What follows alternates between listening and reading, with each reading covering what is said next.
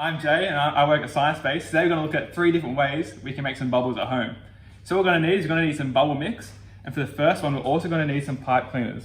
So what you want to do is you want to grab a pipe cleaner. You can make any kind of shape you want with this. I'm going to start off with a simple one. I'm going to make a circle. So I'm going to bend it around like this and tie it off. Just like this. And of course you can dip this into your bubble mix and you can blow. Well, that one didn't work, doesn't always work. There you can get some bubbles just like that. And of course, if you've got lots of pipe cleaners, you can make all kinds of different shapes. Here's one we also made earlier. You can make a nice flower just like that. And of course, you can post the ones you've made down below and send it over to us as well.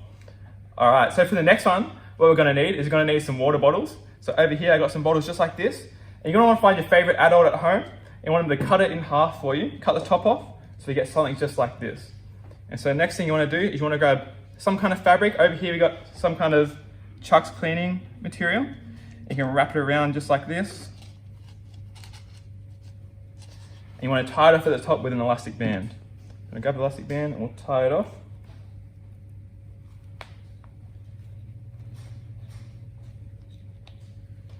And if you're struggling with this too, you can also get your favorite adult to help you with this. You want to make sure that you can also see the lip at the top, just like that. And so what we're going to do is we're going to dip this into our bubble mix, into the bottom, and then you blow out the top, just like this. And just like that, you can make your own very own bubble snake at home.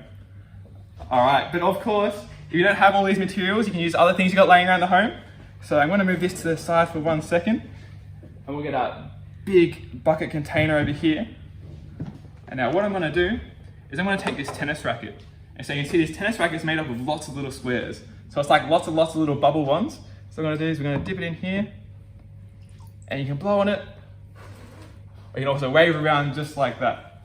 And so you can make lots of tiny little bubbles. All right, so that's some ideas for you guys to make some bubbles at home. Send them over to us, you can make some. And I hope you have fun making bubbles.